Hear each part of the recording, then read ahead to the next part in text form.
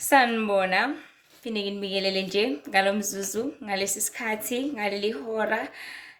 Kuhlezi nje kumangalisa, kuyintokozo enkulu kusukela nje ekujuleni kwenhliziyo yami ukuthi sihlangane ngezindaba zasekhaya ezulwini. Amazwi amakhulu amnandi, amazwi alithemba, alusizo, amazwi akhayo, afundisayo, amazwi aqinisayo, futhi asisizayo ezintweni zonke ngokuba singabantu sesenzile amaphutha amaningi lapha emhlabeni, sesenzile amaphutha amaningi enkolweni, sesenzile amaphutha amaningi ekuhambeni endleleni, sesidukiswe kakhulu, sidukiswa abantu ekumele ngabe bekumele besilethele iqiniso okuyilona lona lapha emhlabeni, kodwa baliletha uhafu noma balishendeza noma bangakucacisa okuningi kakhulu. Sesiluthekiswe kakhulu ngenkohliso nangamanga asegcwele emhlabeni, especially kulezi khathi zokugcina esiphila kuzona njengamanje. Sakhohliswa kakhulu ngemvelaphi yethu, sakhohliswa kakhulu ngendlela esidla ngayo, sakhohliswa kakhulu ngendlela ekumele sikhulume ngayo, ngendlela ekumele sigqoke ngayo, sakhohliswa ngezinto zonke eziningi lapha emhlabeni. Kodwa uJehova ubaba ohlala ekhaya ezulwini, ngenxa yokuthi uyakubona lokho, uyazazi izidingo zethu, uyakwazi sikulangazelelayo, uyakwazi konke futhi ekumele asinikeze kona ngesikhathi esifanele. Uhleze nentshisekelo nogqozi lokuthi ahleze sondela kuthina ukuze asabele konke lokho esikudingayo ngesikhathi esifanelekile. So kuzomela ukuthi ngaso sonke isikhathi sihlezi silindile, simlungele ukuthi ubaba konke asiyaleza ngakho sikugcine, sikwenze ukuze sizoqwasha ezintweni zonke, ukuze sizosizakala ezintweni zonke, because I will always say this, ukuthi konke uJehova sabela kona, konke uJehova silethela kona, konke uJehova sisiza ngakho kuzosiza thina, kuzophulukisa thina, kuzolekelela thina, kuzohlenga thina ezintweni zonke, because yithi esibhekele nenhlekelele, yithi esibhekele nesitha, yithi esempini, yithi esibhekele nayo yonke into ekhona njengamanje lapha emhlabeni. So yithi ekumele sihlele njalo siqaphile, sihlale njalo silindile, sihlale njalo silungile, sihlale njalo siphethe amathuluzi afanelekile azoba usizo kuthina kusasa, because sisempini njengamanje, sisempini enkulu kakhulu ngendlela esingacabanganga ngayo, ngendlela esinganakanga ngayo, nangendlela esingabonanga ngayo. So bantu bakaNkulunkulu, namhlanje nje umyalezo, especially it is actually a message to the church, umyalezo kakhulu kubandla likaNkulunkulu, kubangcwele, kubazalwane. Bantwana bakaNkulunkulu, kumele sazi ukuthi lapha emhlabeni wake wakhetha nje wathi mina ngifuna ukuhlala la. Kumele uhlalisise lapho la ukhethe khona. Wake wakhetha ukuthi mina ngifuna ukuphila kanje, phila kanjalo. Ungabe umuntu uyathatha uyayeka, ungxube evanga, uzazi uyabanda, uyashisa, ngapha ubamba amadlozi, ngapha ubamba uNkulunkulu, ngapha uyathwasa, ngapha bamba kodwa.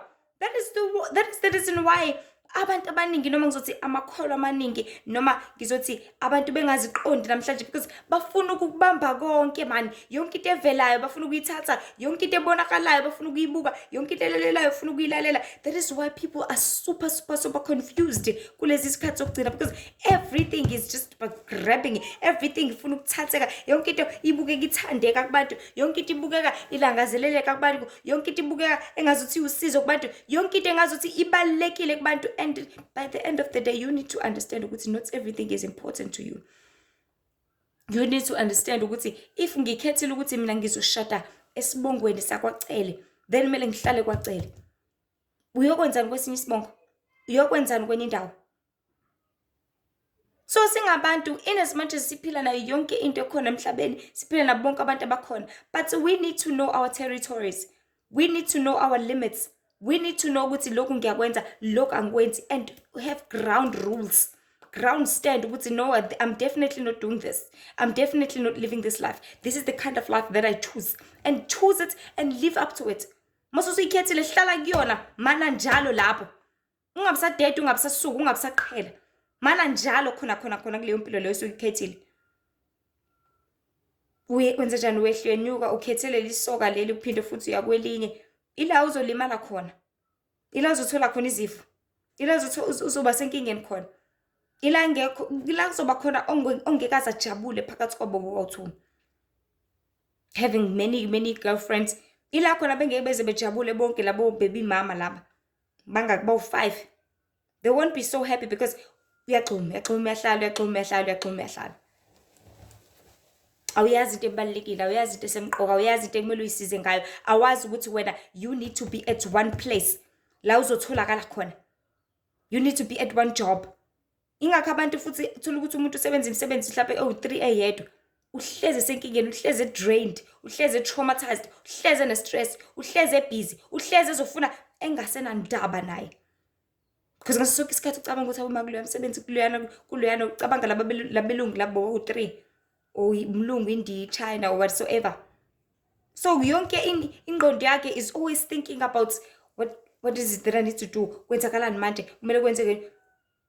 Because ingqondo yakhe ibusy yaphithiza, ibusy yaluza, ibusy up and down, left, right and center.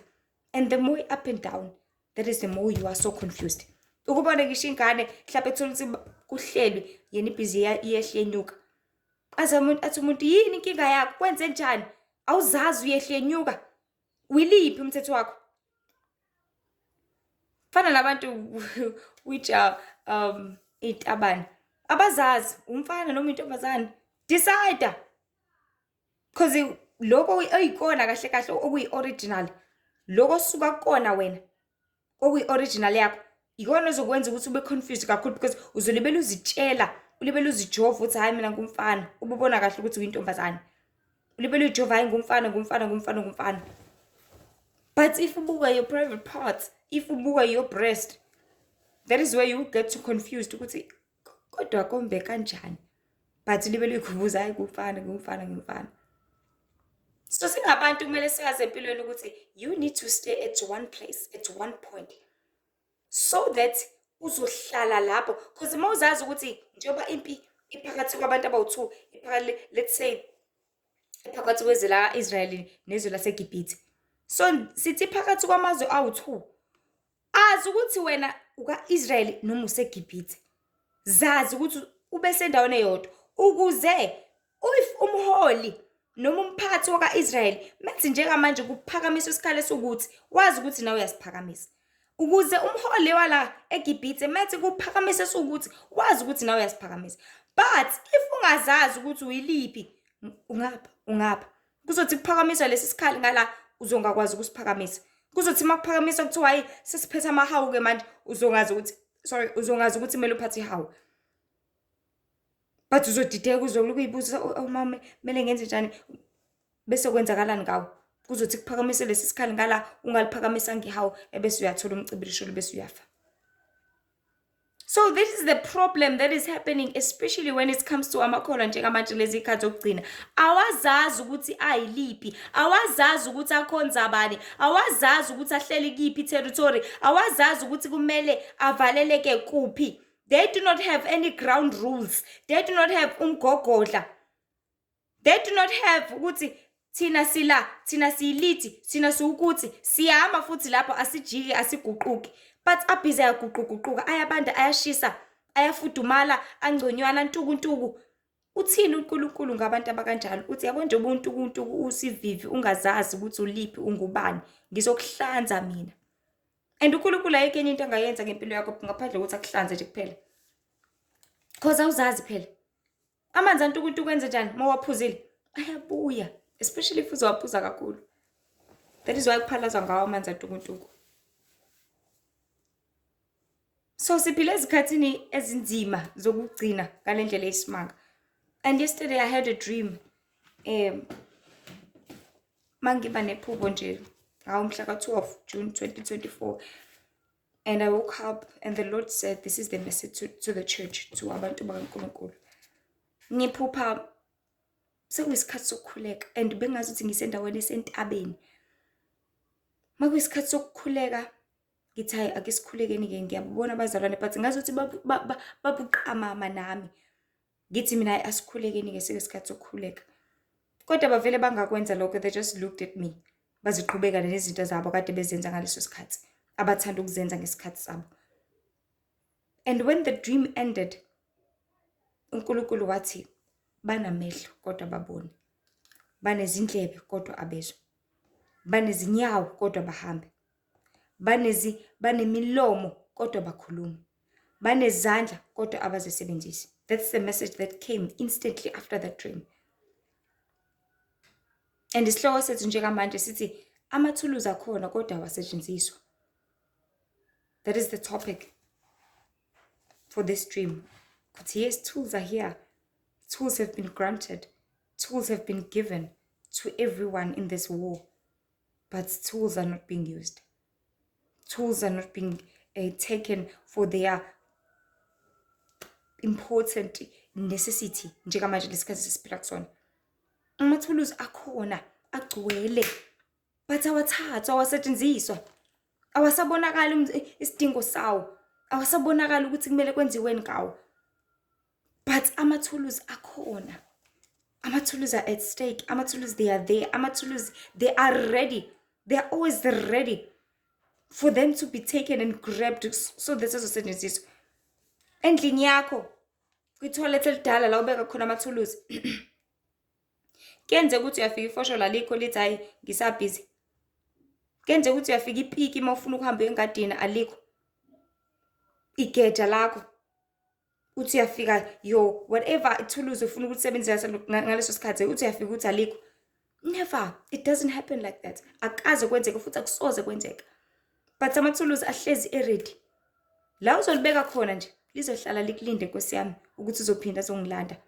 Bese sishona naye engadini noma sishone naye ensimini noma sishone naye kuphi siyombisiza or whatsoever. Ibhara la uzolibeka khona uzophinda uthole khona lapha. La ulibeke khona because libekewe nguwe. So singabantu kumele understand ukuthi tools are always there. They are always ready for people to take them and use them. Tools are here, people of God. They are ready. Umoya kaNkulunkulu is here. It is ready. IBhayibheli is there. Ligcwele ezitolo. It is ready for you to take and open it and read it. Time is there for you ukuthi uzile ukudla. Time is there. It's just waiting for you ukuthi okay ngosuku ukuthi ngifuna ukuthi ngidele ngithi ukutuba inyama yami kancane. Because uNkulunkulu sakuphila isikhathi which is another form of tool. uNkulunkulu sakuphila ithuba which is another form of tool. Ithuluzi ukuphila abantu baNkulunkulu, ithuluzi. It's just like isikhathi. Mawusasemsebenzini, it's like a tool for you to go what? To go and work for your money. Mawusanomsebenzi, you are under your name, employed, again. It's like a tool for you to work for low 3,000 ozothola month end. It's a tool for you to work for low 10,000 ozothola weekend or fortnight or whatsoever. It's a tool. Isikhathi sasiphile sona uNkulunkulu siyithuluzi.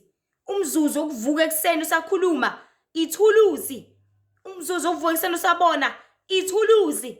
Ukuvuka ekseni usezwa, ithuluzi. Konke kuyithuluzi lapha emhlabeni because sisasemzimbeni. And uNkulunkulu hleze specify le ndaba ukuthi ukuba kwakho kusemzimbeni ufana nomuntu ose-office. You are here to work. You are here to make sure ukuthi yonke into it is done for you, for yourself. Because awenzeli umuntu lapha emhlabeni, awuphilela umuntu, uziphilela wena. Uphilela ukuphulukisa wakho umphefumulo kusasa. Uphilela ukuzisindisa wena kusasa. So it's a tool. So uJehova umdali wezulu nomhlaba, ibandla lakhe ulibusise ngazo zonke izinto, ngazo zonke izimfanelo ezingamathuluzi okunqoba kukona konke kwezikamoya. Ngoba kwezikamoya kanjani? Ngokuthi if anything that is happening in ezweni lakamoya ukwazi ukuyibona through dreams, ukwazi ukuyibona through visions, ukwazi ukuthi uNkulunkulu afike kuwena, akwazi ukuthi asinde umphefumulo wakho akutshela ukuthi ukhuleka nje kamanje. That is a tool. So uNkulunkulu sakunikezile izimfanelo, imfanelo leyo zokusiza ukuthi ukwazi ukunqoba. Because ngalesikhathi utshela ukuthi ukhuleka ngaleso sikhathi, umsebenzi wakho ukuthi uguqe ngedolo ukhuleke ebese usisiza wena. Umsebenzi wakho ukuthi it's like you are using ibhara ukuthi okay ethi ngilayisha inhlabathi khona ngizokwazi ukuthi ngiyochitha lapha. Kusizakala wena ngithi. And otherwise if belingekho leli bhara ubuzokwenza njani? Ubuzothatha ngefosholo uwalk 100 meters uyochitha. Uphinde uthathe ibhara walk usimende cabanga ubuzotshatha ngekhanda lakho kade ubunebhara kodwa ukuthi ufake phakathi. It was gonna be easier ufake ibhareni usimende ebese uyoyisa la uyakhona. It was easier une pallet, une forklift, ukwazi ukuthi unyuse lapho usebenza kuphi hardware. It was easier. It is a tool at work for you to help you. But when uzothi hayi awufuna ukusebenzisa i-forklift, awufuna ukufunda ukuthi isetshenziswa kanjani i-forklift, you need to study how to use i-forklift khona kuzoba easier for wena. Study how to use i-forklift khona uzokwazi ukuthi uyiqubule. Otherwise if ungafuna ukufunda ukuyisebenzisa leyo forklift, then uzotshatha lo cement ufake emhlane, makuthi ufake emhlane, ufake ekanda, makuthi ufake ekanda, noma nibambisane nalo mngani wakho. But if you had studied and had a lesson ukuthi ngiyisebenzisa kanjani i-forklift, it's gonna be easier for you ukuthi ukwazi ukuqubula lo cement. Futhi ubunge uqubulo wodwa, buzobaqubula be-10 at a time, buzoqubula be-50 at a time, because you are able to use the forklift. So singabantu singamakholwa ukube siyafunda ngempela ngoNkulunkulu ukuthi umoya wakho usebenza kanjani, sifunde ngempela ngoNkulunkulu ukuthi ufuna siphile kanjani, sifunde ngempela ngoNkulunkulu ukuthi singazihlenga kanjani lezi khathi zokugcina, bekuzoba easy empilweni zethu, bekuzoba lula yonke into eyenzakalayo ukube siyafunda ngempela. But ngenxa ukuthi abantu abafuna ukufunda, that is why izohlezi bethwala kanzima, that is why izohlezi bethwala ubunzima, lezi imoya izohlezi bagibela, ibakotela, ibadlwengula, ibenza zonke lezi zinto ezikhona ezenzakala empilweni njengamanje. But if bekwazi ukulalela, bethobeke, befunde ngoNkulunkulu, besondele kuyena, kuzoba lula. Yonke into bebezenqoba nje kalula, azi ukuthi umuntu kumele akhuleke, kumele akhuleke, azi ukuthi kumele azile, kumele azile, azi ukuthi kumele enze ukuthi, kumele akwenze ukuthi, bekuzoba lula. So usisiza kwezikamoya, kuziningi izinto ezenzeka kwezikamoya esingazazi, esingaziqondi, esingasoze futhi saziqonda, only if we have the Lord, only if umoya wakhe usisiza, usilekelela. Number 2, empilweni ukunqoba zonke izinto, usinikele imfanelo zonqoba kanjani empilweni. Ngathi for example nje, usinikele imfanelo yokuthi sidle kanjani, because la empilweni siyanqobeka ngokudla, because uyazi noma udla ushukela, izinto ezinoshukela, mhlawumbe uphuza itiye kakhulu njalo, uzoba nesifo sashukela, uzoba ne-BP. Mudla amafutha uyanqobeka, kunqobeka wena. Mawubheba kunqobeka amaphaphu akho, mawuphuza kunqobeka isibindi sakho, kunqobeka wena ngokudla okunama-spice, ube nesifo senhliziyo, kunqobeka wena. But ukuze unqobe wena impilo, go back to eating your fruits, go back to eating your veggies, go back to drinking amanzi anele, hayi amaningi, that's over drinking water. Go back to living impilo uNkulunkulu kade kuhlelele yona. Go back to eating amathanga, go back to eating imfino, go back to eating ama-fruits, go back to eating right, what is good for you, what is rightful for you, and what is going to be helpful for you. Go back to the rightful diet, iyona ezokusiza ukunqoba impilo. Go back to ekuhlakanipheni, ukuhlakaniphela imali yakho, ikona okuzokusiza empilweni.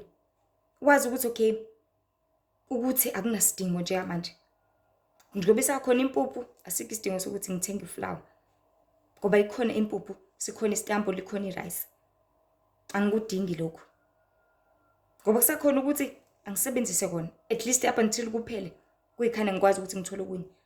You are usefully using your tools ngendlela enokuhlakanipha ezosiza wena.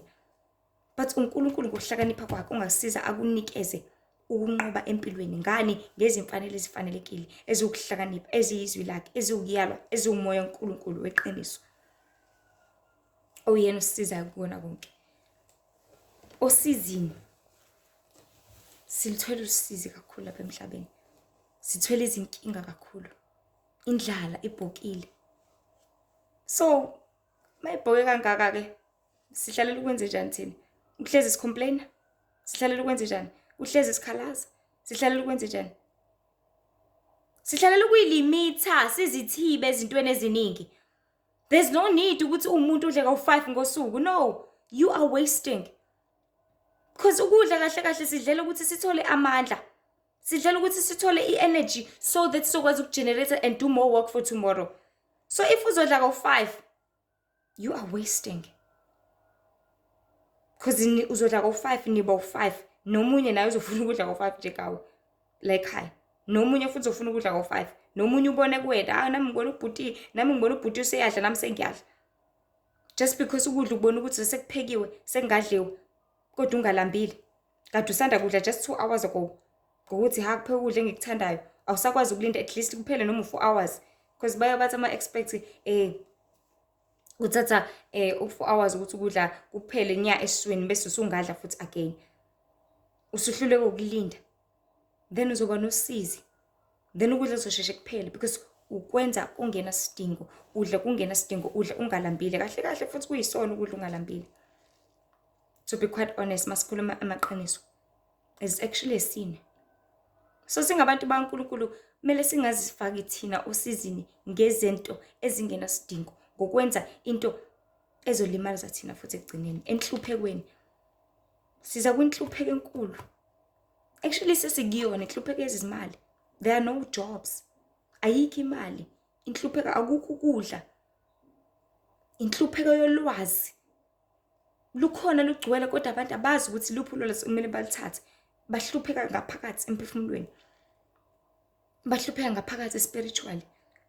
Bahlupheka sisenhluphekweni but uNkulunkulu usinikile izimfanelo ukuthi kuyona yonke leyo nhlupheko leyo. Nali izwi kaNkulunkulu, nali iqiniso. Everything is just there. It is just waiting for you to come and grab it. Ezifweni. uNkulunkulu unikile imfanelo ukuthi noma usugula uyena kuphela umelaphi.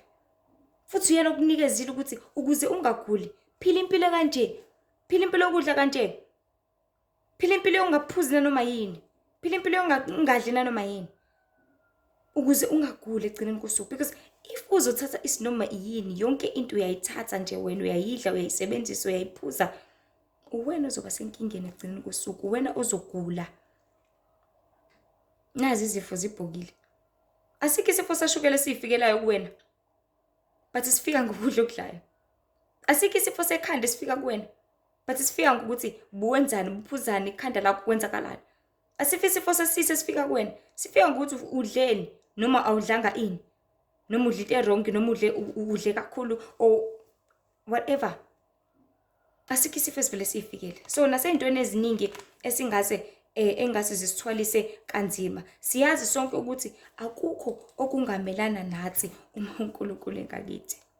Romans chapter 8. Sesiyakuthini? Noma ukuhlupheka, noma ukubandezeka, noma izifo, noma indlala, noma yini. Akukho ungahlukanisa nothando kaNkulunkulu. Futhi akukho ungamelana nathi if isinoNkulunkulu. Why? Because we've got izikhali ezifanelekile. Sinezikhali zangampela ezokusiqinisa sikwazi ukunqoba konke ngayo sithandayo, ngayo senzela konke, ngayo sibekelayo, ngayo sizayo, ngayo sindisayo, ngayo imaluso omuhle, ngayo ithemba lamathemba, ngayo sonini nanini. Kodwa ke yize kunjalo siyaqonda futhi ukuthi ubaba wethu ohlala ekhaya ezulwini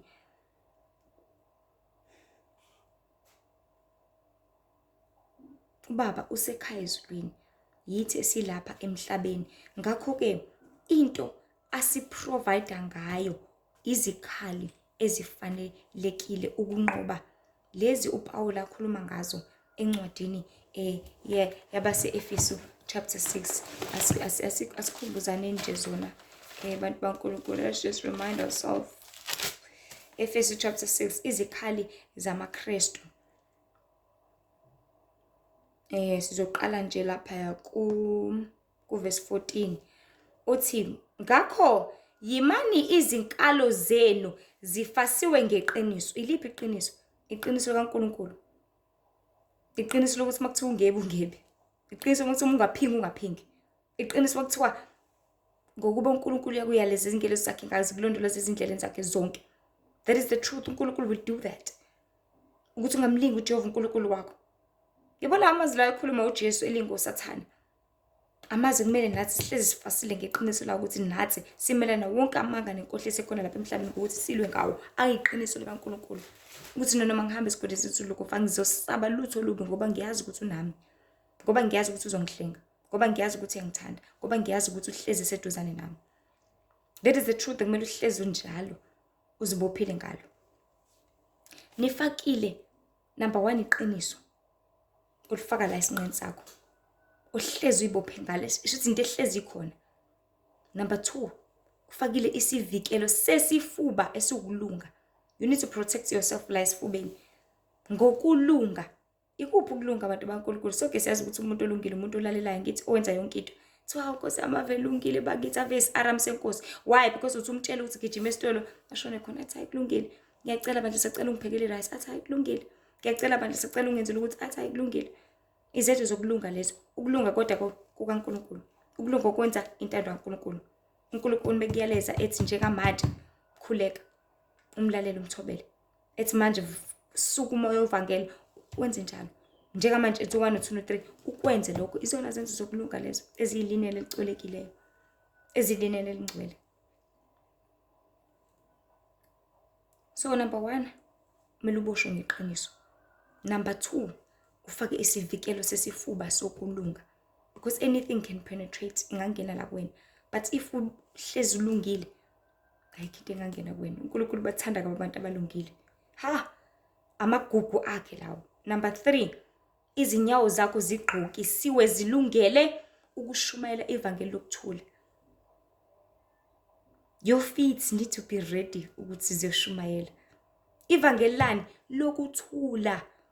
Ukuthi hayibo bantu nazi sayibona igeme kuyenzeka izinto kuyehle kuyenyuka emhlabeni, but asibe nokuthula ngoba uJesu uthanda kusibe nokuthula, ngoba uJesu uthanda siphile kanje, ngoba uJesu uthanda senze kanje. Number 3, ukuthula. Number 4, nithathe isihlangu sokukholwa. Isihlangu sokukholwa. You need to believe at all time ukuthi uJehova unami. You need to believe at all time. Ungakhathazeki inhliziyo yakho, be not worried ngalutho. Uthi inhliziyo zenu ingakhathazeki, kholwani. Just believe. Ungabonanga lutho, ungabonanga ukuthi uzodlala kusasa, ukholwe kodwa uthi ngizolala ngidlile.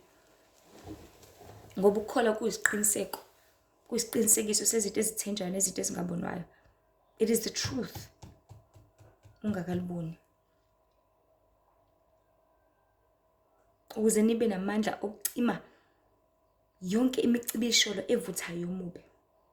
Yiphi le micibisholo evuthayo yomubi? Amanga. So wena kumele ucishe ngani? Ngokukholwa nangeqiniso. Because sithe sihlezi sikulethela amanga, sihlezi sikuluthekisa ngasamething. Sihlezi sikuthemba, sihlezi sifuna ukuthi sincuze sisusa umoya kaNkulunkulu away from wena. But you need to be at a point whereby you will fight at all times with the truth. Umelane naye. Ukuhlezi njalo ukhiqiza izithelo zakomoya. Uhlezi ubekezela njalo, uhlezi uyithibe intweni zonke. Uhlezi wena ukukhandlekile, uthula, uhlezi uveza uthando ngenkani. Uhlezi wenza izinto ezifanelekile. Athi futhi number 5, namkele isigqoko sensindiso. You need to be saved, people, at all time. That's the most important thing. You need to be saved. Sindiswa. Wazi ukuthi usindisiwe, wamkela uJesu njengoNkosi nomsindisi, uhleze nawe. Ngaleyo ndlela isigqoko, you are protected, uvikelekile. Nenkemba kamoya elizwi likaJehova. Yabona le ncwadi le. Isona sikhalo kumele uhlezi uhamba naso ke moya ikholo. Momzalwane, isona sikhalo sakho asike sini. This is the only sikhali kumele uhlezi uhamba naso. Kuthi nje uhlezi uready uthi ya. Ufuna ukwazi ngani ngabafileyo? Asigijime seba kwaba seKorinte chapter 15. Ufuna ukwazi ngani? Ngombuso wezulu. Asigijime sikuMateyu chapter 10. Ukuthi shumayelani izizwe zonke nibatshela ukuthi umbuso wezulu ususondele. Isikhali sakho lesi asike sini. Number 6, I think or 7, nihlezi nikhuleka ngokunxusa. Nikhuleka ngezikhathi zonke ngomoya, praying at all times in what? In the spirit. Kulokho nilinde ngesineke sonke nangokunxusela abangcwele bonke. So ke inkinga iyodwa ke bantu baNkulunkulu ukuthi nanoma zikhale zikhona nazikhale. Usinikezile uJesu. But amabandla, abazalwane, amakholwa nabo bonke abazana nomfelo wethu uJesu Kristu abazisebenzisi njengamanje. Iqiniso abantu abasebenzisi njengamanje balishendeza. Athi lazi iqiniso kodwa angaliphili. Athi lazi iqiniso kodwa angaligcini. Athi lazi iqiniso kodwa angalitshela abantu. Athe nalo iBhayibheli kodwa angalwe ngalo. Lidliwe izintuli lapha ekhabetheni edroweni or wherever.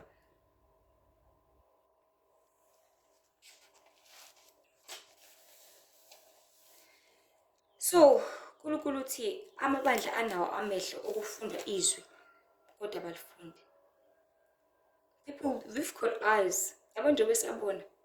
There are eyes for you to study and read. And isiphile ekhathini zokugcina njengamanje. Ikhathi ukuthi kumele ngabe amakholwa into ayenzayo into ehlakani noNkulunkulu kuphela, nothing else. Sengikhuluma ngamakholwa ngampela alindele uKristu futhi afuna ukungena embusweni wezulu. That is the only thing emele ngabe sihlalele ukuyenza singabantu lapha emhlabeni njengamanje. Amehlo akho hlalela ukuthi afunde izwi ngaso sonke isikhathi. Amehlo akho ahlalela ukuthi enze okufanelekile. But amehlo abantu kumele abahlalela ukufunda izwi kodwa abalifundi. Either abanye bafundela abafundisi babo or abanye agcine futhi nakhona efundelwe umfundisi wakhe agcine ngokufunda ngoSunday izwi during the service. During the week abe matasa ngezinto zakhe. Sorry. Whether umsebenzi, whether isikole, whether ini. Abe matasa ngakonke ngabe matasa ngakho. Akekho matasa ngezinto zikaNkulunkulu. Akekho matasa ngezinto ezoba usizo. Akekho matasa ngezinto ezophulukisa umphefumulo wakhe ngelinye ilanga ekugcineni kosuku. Okanye noma lifundwa lizohlanekezelwa. Which is a huge problem. Lithi lifunda izwi abuye lishendeze umuntu athi hayi lisho ukuthi because ebalekela ukulenza, ebalekela ukuligcina, ebalekela ukuliphila. They've got eyes kodwa ababoni. Naka amehlo okufunda izwi kodwa abawasebenzisi, ababoni izinto ekumele bazenze, ababoni izinto ekumele bayishisekele bayikhandlekele, ababoni ukuthi isikhathi sokugcina njengamanje isikhathi sokwenzani. Ababoni.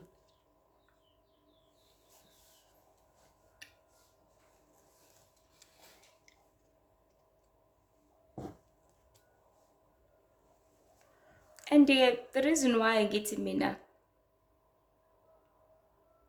engizama ukucacisa ukuthi kuzohlanekezelwa iqiniso lokuthi abantu abaliphile izwi.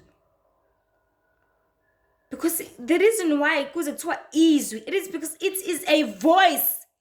Izwi likaNkulunkulu ukukhuluma kwakhe, indlela akhuluma ngayo. Ngoba uma kuthiwa izwi kusho ukuthi into otshelwa yona.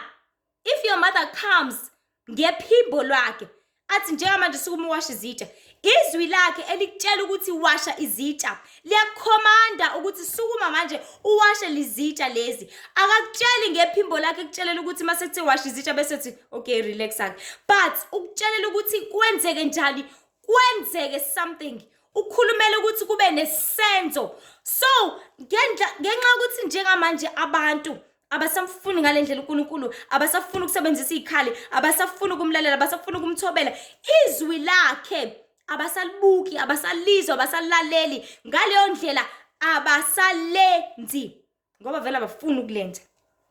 Izwi laNkulunkulu liyisenzo, izwi laNkulunkulu liyicommand, liwukutshela ukuthi enza ukuthi, liwukutshela ukuthi ungebi, liwukutshela ukuthi ungaphingi, liwukutshela ukuthi ungaqamba amanga. Liyakutshela njengomzali wakhe sokutshela ukuthi washa izitsha.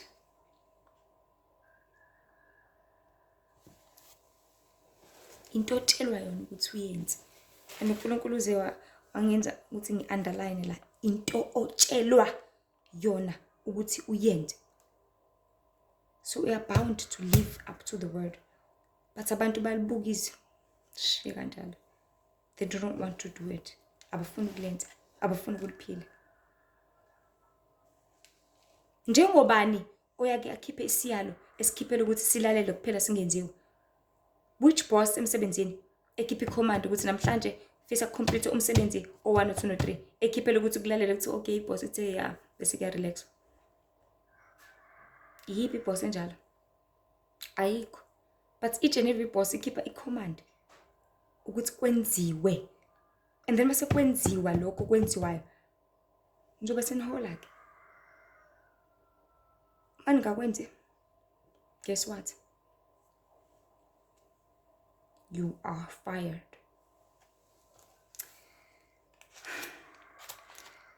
As I was saying, akekho ongakhipha isiyalezo esikhiphela. That is why kuze kuthiwa imiyalelo eyishumi, because uyayalwa. Njengomzali ozohlala nawe, mntanami ngeke kuyala. Njengoba usuphuma manje usiya esikoleni, ungafiki uthanda abafana, ungafiki ubheme, ungafiki wenza ukuthi nokuthi, uyakuyala ngithi, ekuyalela ukuthi ufike uwenze lokho akuyale ngakho. So nathi siyayalwa imiyalelo elishumi. Umyalelo wokuqala, ungabi nabanye uNkulunkulu ngaphandle kwami. Umyalelo wesibili, ungazikhuthameli, ungazikhonzi, ngoba mina Jehova uNkulunkulu unomhawu. Umyalelo wesithathu, ungaliphathi ngezigama likaJehova ngoba uliphatha ngezaka kunyeka. Umyalelo wesine, kanjalo kanjalo khumbula usuku leSabatha alungcwelise. Umyalelo ungebi. Umyalelo ungaphingi. Umyalelo ungabulali. Umyalelo ungaqamba amanga. Umyalelo ungafakaza amanga ngomakhelwane. Umyalelo ungafisi indlela yamakhelwane wakho. Umyalelo hlonipha ihlelo noyongoza izinsuku zakho zandezweni. Imiyalelo. Bathatha uNkulunkulu ngoba banamehlo kodwa ababoni, abafuna ukubona izwi, abafuna ukulifunda izwi. So phinde futhi amehlo awasaboni lapho kumele asize khona. Amabandla asaba hogombela kwesabo njengamanje, abasenandaba abantu baNkulunkulu nokulula isandla, whether kubantu abampofu, whether kuyizintandane kanye nabafelokazi. Leyo nto sekwaba indaba yakudala ngokusho kwabo, ngoba even the pastors now are lovers of themselves and they are lovers of money. Banezindlebe kodwa abezwa. This one is very dangerous ngoba umuntu kumele ngabe yalalelwa nguJehova Baba wethu ohlala ekhaya ezulwini, ngomoya wakhe weqiniso, ngomoya wakhe osilusayo, ngomoya wakhe osisizayo, ngomoya wakhe ositshela yonke into ekumele siyenze. uJesu Kristu ashiya nawo wathi lo moya lo umduduzi uzonifundisa aniholele kulona lonke iqiniso. Kodwa kutholakala umoya kaNkulunkulu, number 1 ungahlonishwa. Uthi umoya kaNkulunkulu ukhuluma ukuthi asikhuleke njengamanje abazalwane bayishonelele nale. Uthi umoya kaNkulunkulu ukhuluma ukuthi akuzilwe njengamanje umuntu athi hayibo ngeke ngikwazi ukuzila, ushe mina nginesifo sashukela. Umoya kaNkulunkulu uthi ukhuluma njengamanje ukuthi akiwe entabeni, abazalwane bathi awungeke kokude ngabe entabeni, mina ngiphethwe amadolo. Umoya kaNkulunkulu uyakhuluma ukuthi akiwe emanzini, bathi abantu ubusika kuyabanda, amanzi abandayo. Awusathotshela umoya kaNkulunkulu, awusalalela umoya kaNkulunkulu.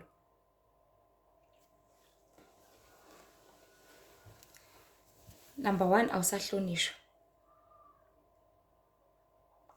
Nesikhathi saNkulunkulu asahlonishwa in churches, nesikhathi saNkulunkulu asalalela yonke into nje siphithene sibhidene, awusalalelwa. There is very huge problem ungalaleli umoya kaNkulunkulu, kuyinkinga kakhulu.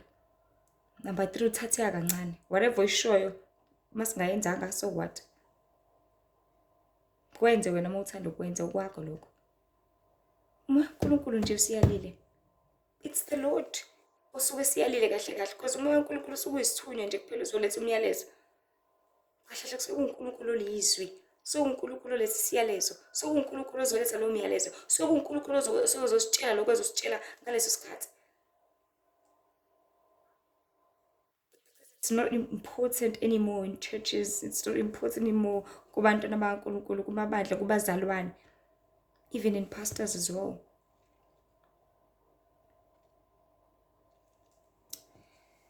Number 4, awusathotshelwa. Yonke into eshoyo nje umoya kaNkulunkulu.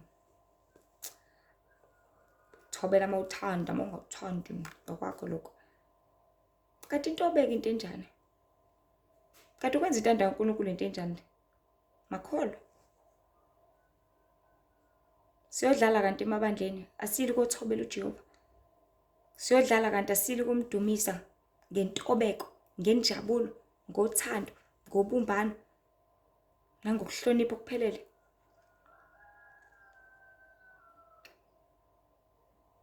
Number 5, definitely ke ngokungenziwa into oyishoyo. Uthi ubeka balibeka abazalwane. Uthi ulibeka balibeka abafundisi. Uthi ulibeka balibeka obogogo. Uthi ulibeka balibeka umama.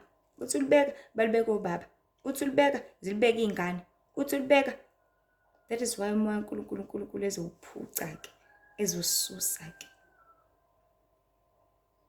Because uNkulunkulu is fed up.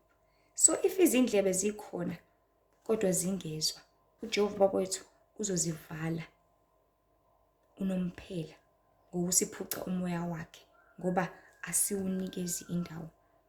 So hello bazalwane in churches, if you are constantly and you keep on listening to umoya uNkulunkulu ngezindlebe zakho, we constantly do not care ukuthi kuthiwa kwenziwane enkonzweni, sangaba nendaba safuna ukuzenzela umathanda ngendlela yethu esithanda ngayo thina abazalwane, ukuthi Yesu umfundisi uthe kuyazilwa, kuzilo othandayo ongathanda akathandi,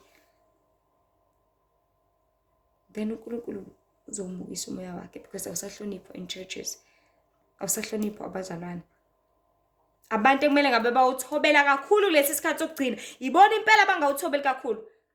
That is why it's gonna be so hard for Ramakhola in these times ukuthi asuke akwazi ukuthi ashumele ivangeli kwabanye abantu, akwazi ukuthi ashumele ivangeli kubantu abangakholwa, akwazi ukuthi aphulukise abanye abantu abasezinkingeni, abaphethe abathwele betshatha okuningi kakhulu lesikhathi sokugcina. It is because bona lapha abazalwane kuqala ibona bangakwazi ukuthi bathobele umoya kaNkulunkulu. Ibona bangakwazi ukuthi bagrebe whatever uNkulunkulu abayaleza ngakho bese bayakwenza. So bazokwazi kanjani ukuyotshela abanye abantu bengakwazi ukulalela kwabona kuqala?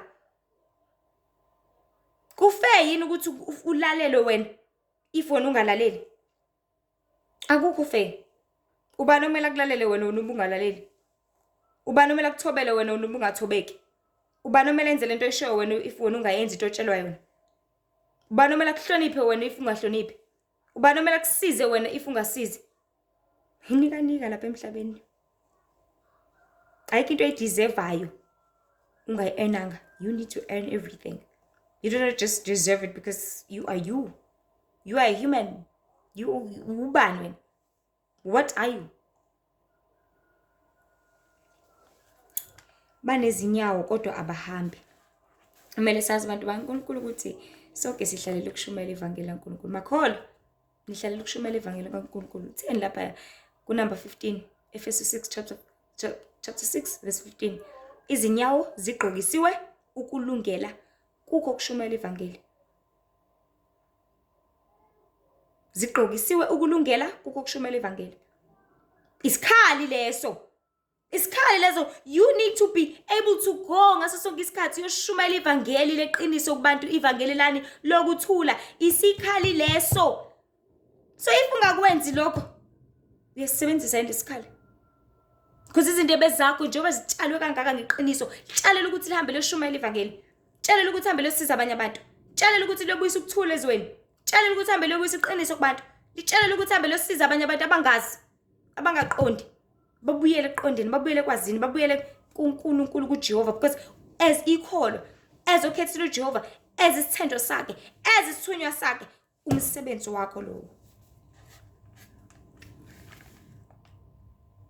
Sibe usawoti wezwe, siphendule izizwe, sizenze abafundi bakaNkulunkulu. Kodwa lezi inyawo benzani manje abantu? Mazitholakala zingamkhazimulisi uNkulunkulu, uzoziphuca ubuhle bazo, because zinhle kakhulu izinyawo zishumayela izindaba ezinhle zombuso kaNkulunkulu. But uNkulunkulu uzoyiphuca ubuhle bazo. Zizoba inyawo egijimela kamathanda enhliziyo, zizoba inyawo ezimbi, zizoba inyawo engcolile futhi. So if zingamkhazimulisa uNkulunkulu, ubuhle bazo buzophela. Ziqhubeke kanjalo zizenzele umathanda. Vele ziyahluleka ukufeza ezazikudalelwe khona kwasekuqaleni. So zimenzelani uNkulunkulu na? Zimsiza ngani uJehova udalile izulu nomhlaba? Ngalutho. What value are you fit to the Lord if ungazoshumela ivangeli ulikholo, if ungazoshumela ivangeli umzalwane, if ungazoshumela ivangeli ungumgcwele kaNkulunkulu? Zi-useless phambi kaNkulunkulu izinyawo zakho. Zi-useless. So uzoziphuca ubuhle bazo. banemilomo kodwa abakhulumi.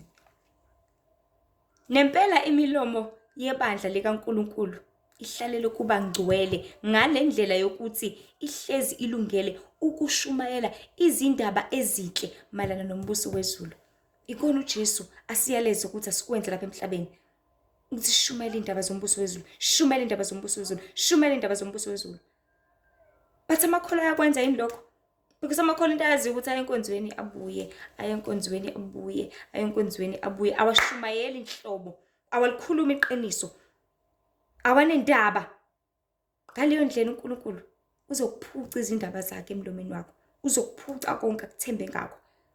Konke akeleze ngakho uzolimele kancane kancane kuzokwehla, because wena you only care about ukukhuluma indaba zakho ngithi, you only care about ukuhleba, you only care about ukukhuluma ngey'nkinga zakho, you only care about ukukhuluma ngabangani bakho, you only care about ukuqamba amanga, you only care about ukuthuka inhlamba, you only care about ngezindebe zakho wenza ukuthandwa wena. Then lesi sikhalo uNkulunkulu uzokuphuca, lesi sikhalo uNkulunkulu uzosimukisa kuwena. So the message to the church, the message to ibandla kaNkulunkulu ukuthi uNkulunkulu konke abantu akade ebasize ngakho nebabusise ngakho uzobaphuca. Zonke lezi zikhalo uNkulunkulu ezibekile ezibekela ukuthi zizosiza amakholwa, zizosiza amaKristu, zizoqondisa ibandla likaNkulunkulu. uNkulunkulu uzobaphuca because abakusebenzisi konke lokho. Ngezandla zakho you are supposed to be helping, but awusizi umuntu, uzokuphuca uNkulunkulu zokuyimfanele. Ngendebe zakho you're supposed to be preaching the word of God, but you are not preaching. uNkulunkulu uzokuphuca izwi lakhe. Ngamehlo akho you're supposed to be looking, ufunde izwi kaNkulunkulu, then awukwenzi lokho uzokuphuca. Ngenyawo zakho you're supposed to be going, shumayela ungena imizi ngemizi, but awukwenzi lokho, uNkulunkulu uzokuphuca. Because whosoever obusiswe nga something but engayisebenzisi imfanele yini, uyayidinga yini, why kumele ihlale kuyena?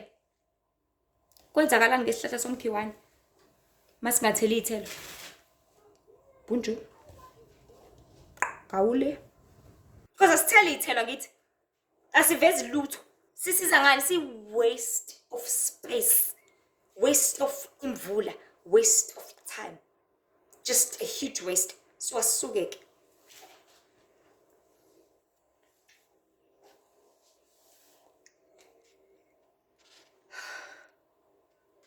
Okusemqoka kakhulu ukuthi kumele sidumise ngezindebe zethu futhi sikhuleke ngokunamandla, because ngezindebe zethu and our voices lisona sikhali lesi uNkulunkulu athi ngaso asikhulekeni singaphezi.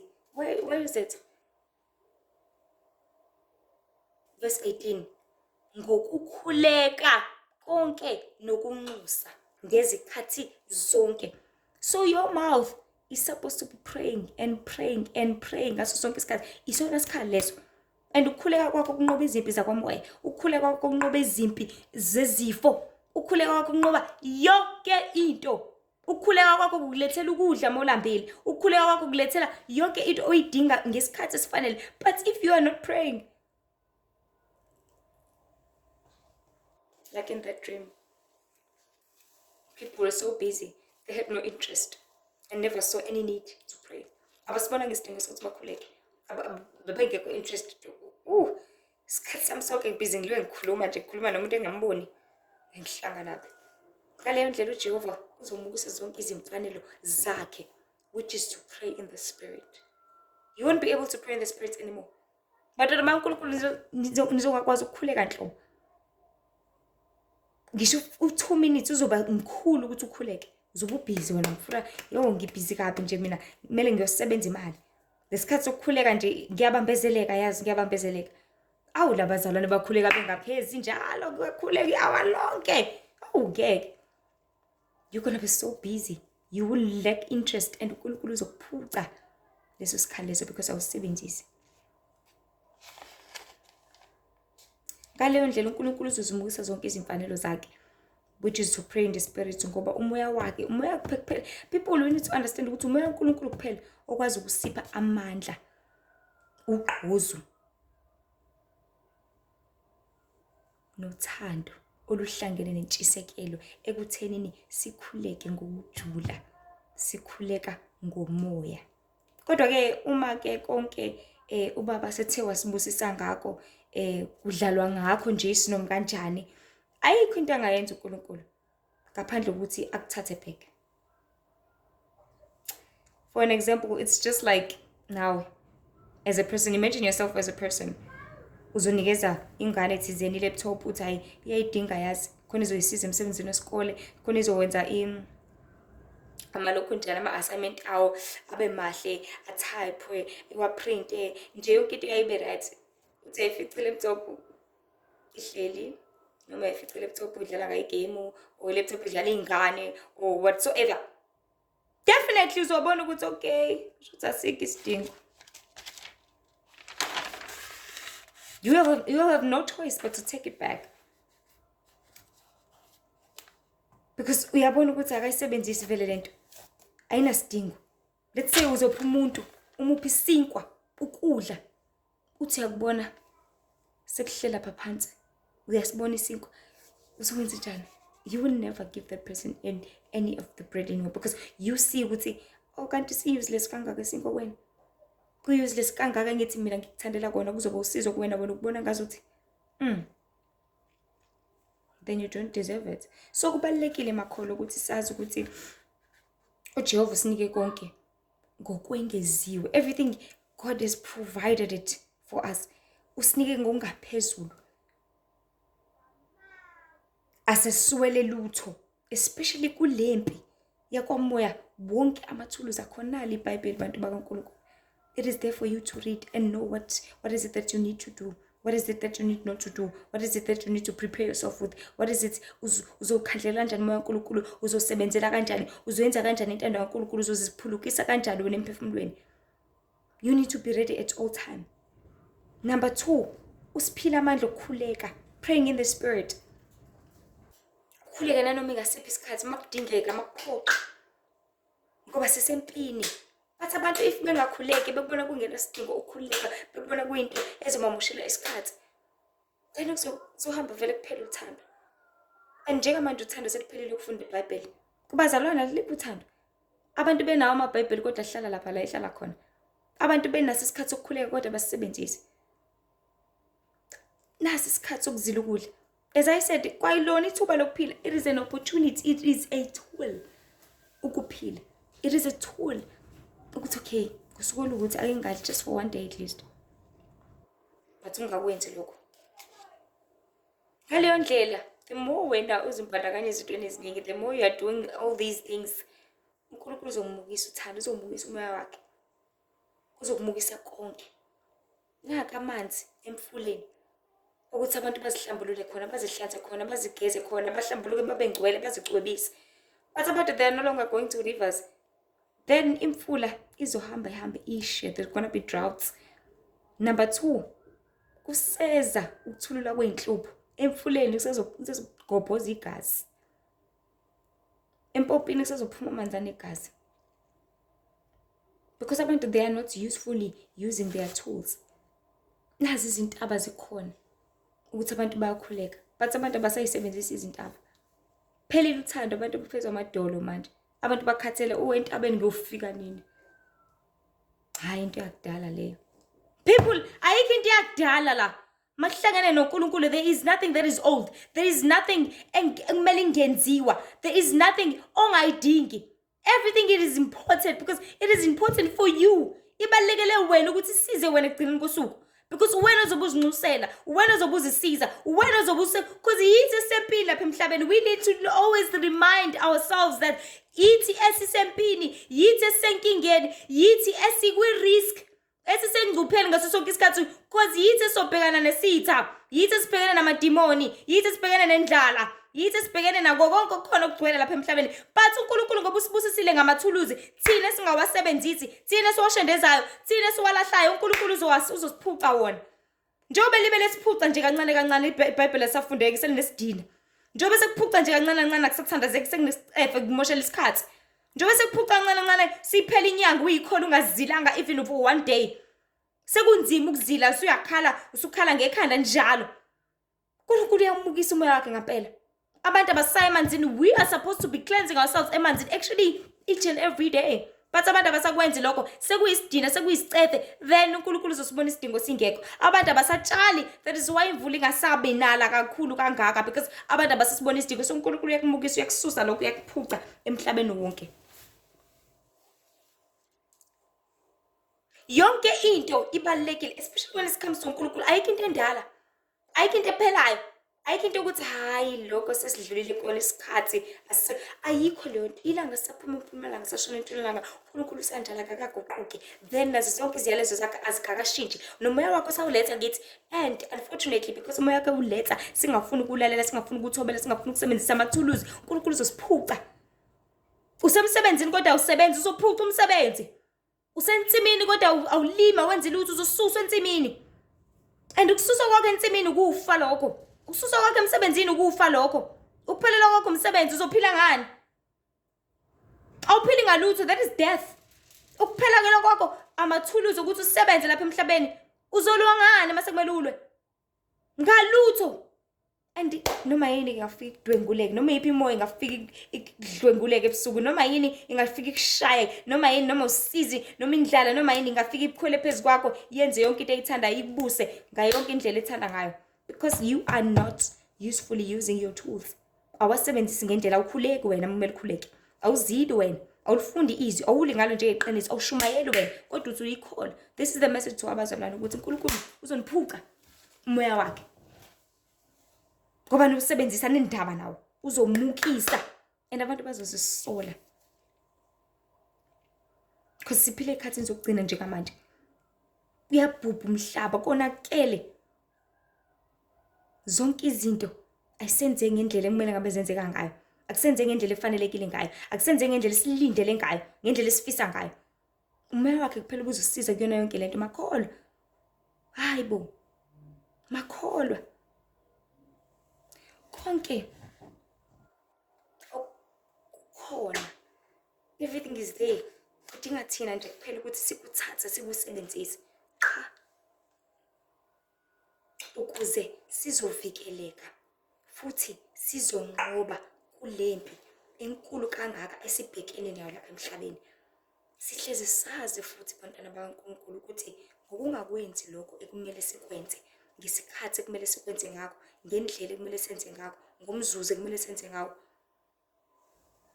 nangendlela efanelekile, then ayikho into angayenza uNkulunkulu, uzosiphuca umoya wakhe. And uma sekunjalo kungenzeka nanoma yini ngathi, futhi nanoma yini ngezimpilo zethu le esingayithandi. So asisizenze, because zonke izinto, akekho umuntu othandayo ukuphuca into.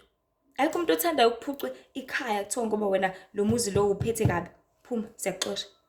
Akekho umuntu othanda ukuphuca ifoni kuthiwa ngoba uyisebenzisa kabi, ngiyakuphuca. Akekho umuntu othanda ukuphuca i-opportunity ukuthi okay ngoba vele wena lokudla ukusebenzisa kabi, ngiyakuphuca. Ingane ngoba ithatha idanoni ichitha phansi bese uyayiphuca, ngeke izijabule. Ngoba amaships iyawachitha uyayiphuca, ayijabule, ayijabuleli lokho. But thina abantu ngoba yonke into uNkulunkulu seyichitha nje sinoma kanjani, seyisakaza nje sinoma kanjani, uNkulunkulu uzosiphuca amakholo. Uzosiphuca zonke izimfanelo zakhe, uzosiphuca yonke into yakhe, because sisebenzise ngendlela. Makholo, nenzani? What are you doing in churches? Bafundisi, what are you doing? Bomama bolesine nisaya kulesine, nisaya kulesithathu, nisalenza iketanga. Mavolontiya, nisavolontiya nje kodwa. Nisazithiba, nisayiphethe kahle. Nisafunda izwi. Asakhona ama-Bible study. Sakhona ikhwaya, sakhona ukuthi kuhlangane, sakhona ukuthi kuyovangelwa, kwenzakalani, what is happening in the world? Makholo izikhali azihlala siboshiwe. So asizisizeni thina, sizisindise ngokuba isikhathi siseduze bantu baNkulunkulu. Sibekezele, siqine. MaKristu sikuseduze phambili. Inkosi isiseduze. So nje ezabasengi ukuthi ngiyalezwa namhlanje uNkulunkulu afisa sikhumbuza wona ukuthi amathuluzi akhona. Kodwa ezihloko sethi sithi awasetshenziswa, asisiphikiseni, asisebenziseni thina. let's prove to uNkulunkulu ukuthi inkosi ngeke. We realize ukuthi sibhedile kangakanani. We realize ukuthi sishelelile kangakanani. We realize ukuthi sonile kangakanani. We realize ukuthi senze ngendlela errong. Kodwa sibuyela kuwe namhlanje. Siyacela ungasiphuci Thuluzi. Siyacela ungasiphuci isikhathi. Siyacela ungasiphuci umoya wakho. Siwulandele, siwukhandlekele. Khona sizosisiza thina because ithina esempini. Ithina esilwiswayo. Ithina esibulawayo. Ithina esenkingeni zonke. So kuhlalele thina ke ukuthi sibuyele kuJehova. Kuhlalele thina ukuthi senze intando yakhe. Kuhlalele thina ukuthi sibuyele kuye. Ngoba uzosiphuca ngempela uNkulunkulu, I promise you. Yabo nje bese shilo ukuthi namehlo kodwa nibona ngizowavala nomphelo. Nendlebe kodwa nizwe ngizoyivala nomphelo. Nemlomo kodwa nikhuluma ngizoyivala nomphelo. Nenyawo kodwa ihambe ngizoyivala nomphelo. Nezandla kodwa isebenze ngizoyivala nomphelo. Akakhulumi ngale zandla lezi ukuthi uyowasha ingubo zakho, cha. Ukhuluma ngezandla zakwamoya zokuphileza zokuphulukisa. Akakhulumi ngalamehlo leyo uyibukela igeneration ngawo, cha. Ukhuluma ngamehlo kamoya okwazi ukubona izinto ezibalekile kumele uzenze ufunde iBhayibheli. Ukhuluma ngomndebe, akakhuluma ngale indebe oxoxa izindaba zakho. But ukhuluma ngezindebe zakwamoya okwazi ukukhuleka unxuse, umkhuleko uphenduleke. Ukhuluma ngezindlebe zakwamoya okwazi ukulalela izwi kaNkulunkulu. Not izindlebe nilalela inhlebo nabangani bakho nihleke. Cha, ukhuluma ngezindlebe zokulalela izwi kaNkulunkulu uthobele wenza intando kaBaba ohlala ekhaya ezolweni. Ngezinyawo, hayi lezi hamba mufuna ukuya edrobheni, mfuna ukuyikipa nani cha. Ukhuluma ngenyawo zokushumela izwi kaNkulunkulu because awukwenze lokho uNkulunkulu uzokuphuca forever for good. So makholwa asinxuseni uBaba ukuthi angasiphuci zonke lezi zinto. Ngoba uzosiphuca ngempela, I promise you. So nje inkosi ibe nani. Lowo nje umyalezo uNkulunkulu ethanda sibe nawo. Iphupho engibe nalo mhla ka-12 June 2024 okumyalezo to ibandla kaNkulunkulu ukuthi amathuluzi akhona kodwa wasetshenziswa. So uNkulunkulu uzosiphuca wona. Ngakho kuyasebenziseni abantu kaNkulunkulu. Angaze asiphuca uBaba uNkulunkulu. Lesikhathi esisanaso sisebenziseni. Ithuba elingqayi vele leli. Khona bangasenalo, khona bangasaphili. Khona bakhalayo ngale kwethuna befisa ukubuya bezophila lempilo le yokukholwa. Kodwa basenalo ithuba. Kodwa bayikho into asebengayenza. Thina sisanalo ithuba asisebenziseni. Kwesibe nani inisize. Ngakhohlisa uNkulunkulu yasizonda isono. uNkulunkulu uyabuthanda ubungcwele. Ngicela ndidlulisele imiyalezo nakwabanye bathola ukuphulukiswa. For more, khona TikTok, Instagram and Facebook. Ulihle Themba lo wakwamzobe. Nkosi nibusise manje uze phakade. Amen.